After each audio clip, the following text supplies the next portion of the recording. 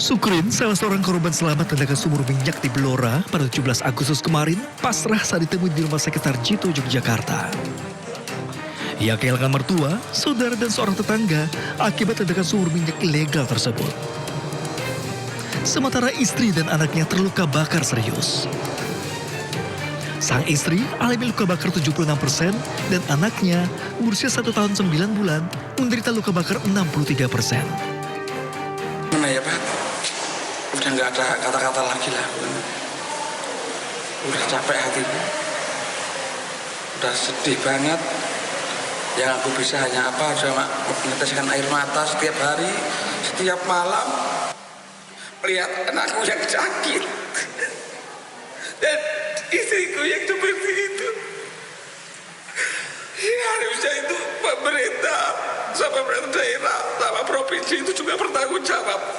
Nggak mungkin nggak tahu mereka itu, Pak. Nggak mungkin. Saya 100% nggak mungkin mereka nggak tahu. Pastinya sampai kayak nggak mungkin. Aku minta bertanggung jawab seluruh pemerintah, Jawa Tengah sama di Blora. Diketahui sumur minyak ilegal telah beroperasi 2 tahun yang didanai oleh investor. Bahkan ada 3 sumur minyak yang mengelilingi rumahnya dengan jarak 10 hingga 15 meter dari rumah. Warga meyakini keberadaan sumur ilegal sudah diketahui pemerintah maupun aparat keamanan dan ada yang membackingi. Dari Sleman, Yogyakarta, Heri Trijoko, iNews melaporkan.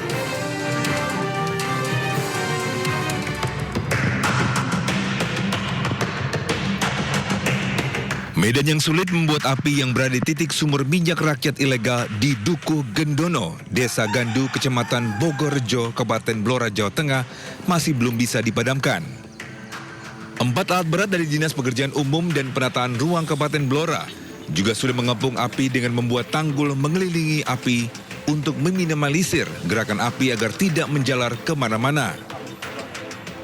Polres Blora juga telah memeriksa 12 saksi terkait insiden yang telah memakan 3 korban jiwa tewas dan 2 luka bakar serius hingga saat ini masih dirawat di rumah sakit.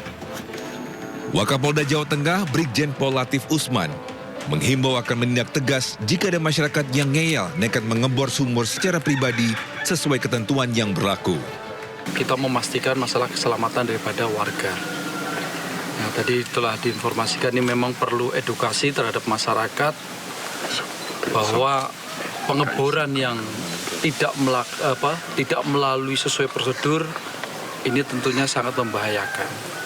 Oleh sebab itu tadi informasi dari Pak Bupati sudah ada yang mengajukan pemberitahuan ya untuk rekomendasi izin ada 4.000. Nah ini tentunya kan harus betul-betul harus diawasi oleh yang berkompeten dari Migas.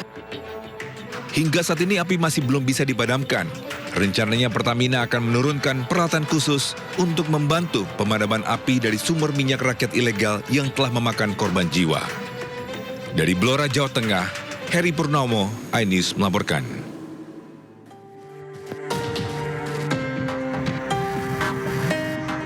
Sumur minyak ilegal yang dikelola warga di Desa Gandu, Kecamatan Bogorrejo, Kabupaten Blora, Jawa Tengah, ludes terbakar. Besarnya kobaran api yang disertai asap hitam pekat membuat petugas damkar sempat kesulitan. Petugas juga berupaya agar kobaran api tidak merembet ke permukiman warga. Akibat kebakaran, 3 warga tewas dan sejumlah warga lainnya mengalami luka-luka. Polisi pun memeriksa 12 saksi. Kebakaran yang berlangsung berhari-hari membuat petugas melakukan berbagai cara untuk memadamkan api. Petugas pun mengerahkan 4 alat berat untuk membuat tanggul guna melokalisir api. Kendala lainnya yakni akses menuju lokasi yang sulit dan masih tingginya tekanan gas yang keluar dari sumur. Bupati Blora Arif Rohman pun meminta warga menghentikan aktivitas sumur minyak ilegal agar tak lagi membahayakan. Juga sudah berkoordinasi dengan Kementerian dan SKK.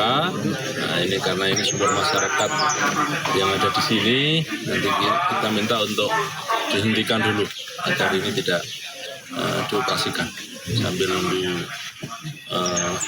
perkembangan lebih lanjut. Selain yang meninggal ada yang luka atau yang gimana, Pak? Ada 3 yang luka, sementara ini kita Selain memakan korban jiwa, kebakaran sumur minyak ilegal ini juga memaksa 55 kepala keluarga mengungsi. Tim Liputan, iNews melaporkan. Kamera pengawas merekam detik-detik kompresor tambal ban meledak hingga membuat tukang tambal ban terpental di Kaledoni, Palembang, Sumatera Selatan. Kuatnya ledakan juga membuat pengendara sepeda motor yang tengah melintas ikut terpental dan terjatuh. Akibat ledakan, tukang tambal ban terluka parah di bagian kaki.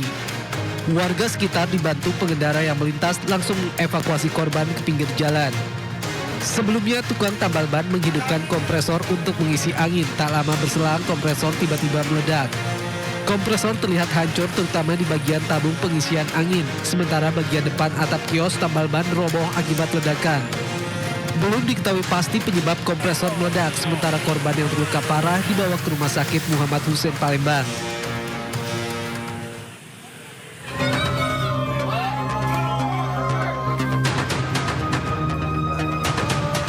Gedung Balai Kota Bogor, Jawa Barat menjadi sasaran aksi vandalisme saat aksi demonstrasi mahasiswa yang berujung ricuh pada hari Kamis. Jumat pagi, sejumlah bagian bangunan kantor pemerintahan tersebut masih nampak dipenuhi coretan. Dengan adanya aksi vandalisme, tim ahli cagar budaya Kota Bogor bertindak tegas dengan membuat laporan kepada pihak kepolisian. Pihaknya berharap tidak ada lagi aksi vandalisme terhadap cagar budaya yang memiliki konsekuensi hukum. Sehingga statusnya adalah cagar budaya yang sudah ditetapkan, artinya dia punya perlindungan hukum. Maka dari itu, saya sebagai ketua tim ahli waktu semalam melaporkan ini dugaan perusakan cagar budaya. Karena dalam undang-undang mengenai cagar budaya jelas sekali bahwa sekecil apapun perubahan bentuk, perubahan warna itu adalah perusakan. Jadi definisi perusakan itu sampai sekecil itu gitu. Artinya kalau ini dibiarkan tentu akan menjadi presiden buruk nanti ke depan bahwa bisa seenaknya melakukan hal-hal yang sifatnya merusak cagar budaya itu sendiri yang merupakan warisan yang seharusnya itu bisa kita lestarikan dan menjadi bermanfaat lah untuk generasi mendatang.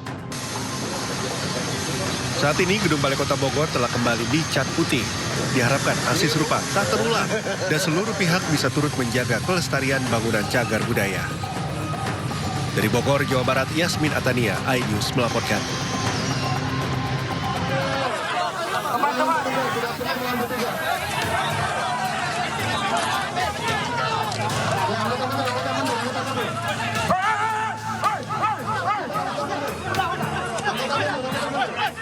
Kasat Reskrim Polres Metro Jakarta Pusat AKBP Robi Heri Saputra tersulut emosi saat ia berusaha mencegah mahasiswa melakukan pelemparan botol air mineral bernegosiasi dengan perwakilan mahasiswa di gerbang gedung DPR RI Jakarta Pusat justru disambut perlawanan. Ia terkena lemparan air dan botol yang mendarat tepat di wajah hingga melukai bibirnya. Beruntung petugas reserse lain berhasil meredam keributan hingga baku hantam bisa terhindarkan. Kericuhan dipicu kemarahan massa mahasiswa yang tak terima dilarang petugas membakar ban bekas.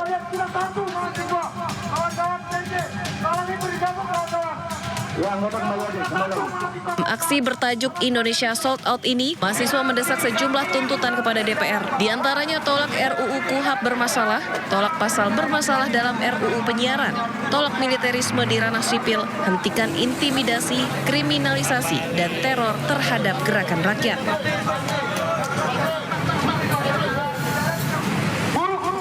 Meski sempat berlangsung ricuh dan menegangkan, aksi yang dijaga ketat ribuan personil polisi itu berakhir dengan tertib. Dari Jakarta, Rani Sanjaya, iNews melaporkan.